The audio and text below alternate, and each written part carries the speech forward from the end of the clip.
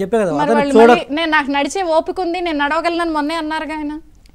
ఆయన పొర్లు దండాలు పెట్టినా కూడా నేను చెప్తాను కదా ఇంతకుముందు పాదాల మీద నడిచాడు, ఈసారి మోకాల మీద నడిచినా కూడా ఇంకా పట్టించుకోరు జనాలు. నేను చెప్పే కదా ఒకసారి అయిపోయింది చూశారు అతన్ని.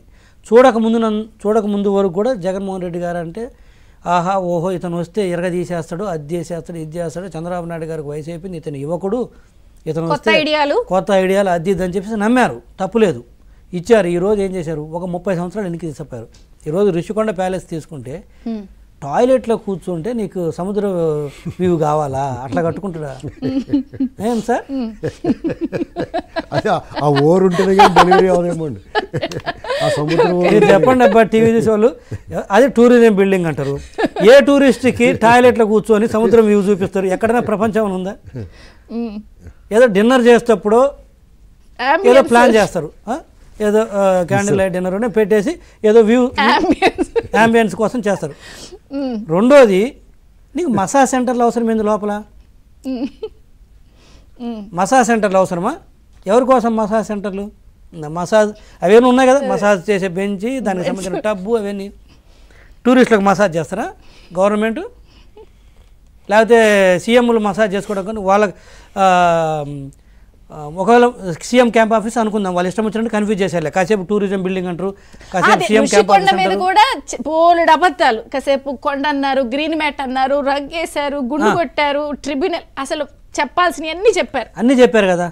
సీఎం క్యాంప్ ఆఫీస్ అంటారు, టూరిజం బిల్డింగ్ అన్నారు, ముఖ్యమంత్రి గారి ఇల్లు అంటారు, టూరిజం బిల్డింగ్ అంటారు, ప్రెసిడెంట్ ఉండడానికి అని కూడా మళ్ళీ లేటెస్ట్ గా ప్రధానమంత్రి గారు కానీ రాష్ట్రపతి గారు విడిది బిల్డింగ్ అంటారు. ఎవరన్నా కానీ అబ్బా టాయిలెట్ నుంచి సముద్రం వ్యూ అవసరమా ప్రధానమంత్రి కానీ? అంటే విత్ డ్యూ అపాలజీ మీడియా ముఖంగా మాట్లాడవచ్చా లేదా కానీ చేశారా లేదా ఏంటి చేసి అవన్నీ అవన్నీ తీసుకుంటే 100 కోట్లు ఖర్చు పెట్టేసి వీళ్ళని ఇదిగో ఇప్పుడు అడిగారు చూసావా, దీంట్లో రీఎంబర్స్మెంట్ చేసినా తీసుకుంటారని చూసావా? క్వశ్చన్ లేదు, ఇవి రావు. నేను ఇప్పుడు అంటున్నాను ఇందులో 2 అంశాలు. Rushikonda is a different story, furniture is a different story. నేను చెప్పే కదా ఫర్నిచర్ ఫిక్స్డ్ అసెట్స్కి సంబంధించి వాళ్ళు ఇచ్చినా కూడా కుదరదు, దుర్వినియోగం చేశారు. రెవెన్యూ ఎక్స్పెండిచర్ వరకు అంటే అయిపోయింది, కొన్ని వెనక్కి ఇవ్వచ్చు, బట్ ఫిక్స్డ్ ఎక్స్పెండిచర్ అలా కాదు. దుర్వినియోగం 100% జరిగింది. దేర్ మస్ట్ బి ఆ కన్సర్న్ జిఐడి ప్రిన్సిపల్ సెక్రటరీ దగ్గర నుంచి వ్యక్తిగత విచారణకి ఏమైనా పిలుస్తారా ఒకసారి? 100%. ఎందుకు మీకు ఎందుకు డౌట్? ఎవడు భయపడతాడు? అరే 151 ఉన్నప్పుడే దిక్కు లేదా భయపడకుండా చేసినాము, ఇప్పుడేంది భయపడేది? 22 ఎంపీలు 151 మంది ఎమ్మెల్యేలు.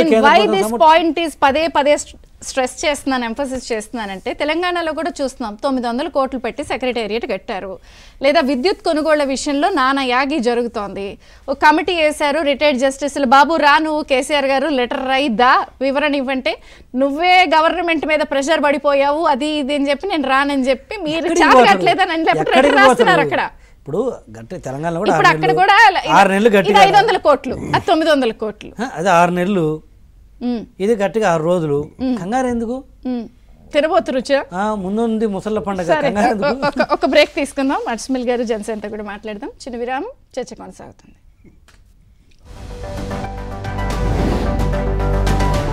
బాత్ టబ్బులు, ఆ ఫ్లోరింగ్లు, అసలు ఆ ఖర్చు అయితే 500 కోట్లు, అదొక వేరే తతంగం. అది కూడా ఈ రాజకోటను చూడటానికి దాదాపుగా అసలు ఒక్కళ్ళను కూడా ఎప్పుడు అక్కడ అలౌ చేయలేదు. సిపిఐ నారాయణ లాంటి వాళ్ళైతే చాలా సందర్భాల్లో వెళ్ళి ట్రై చేయడానికి ప్రయత్నించారు, అక్కడ అసలు లోపల ఏముంది, గుట్టేంటి అని. ఇంకా ఆశ్చర్యకరమైన విషయం ఏంటంటే ఆ కమోడ్లకి, ఆ ఫిట్టింగ్లకి, ఆ బాత్ ఫిట్టింగ్స్ అన్నీ కూడా గోల్డ్ కవరింగ్లు ఉన్నాయి. నిజంగా మరి బంగారమే పూసేశారేమో, అది వాళ్ళకే తెలియాలి.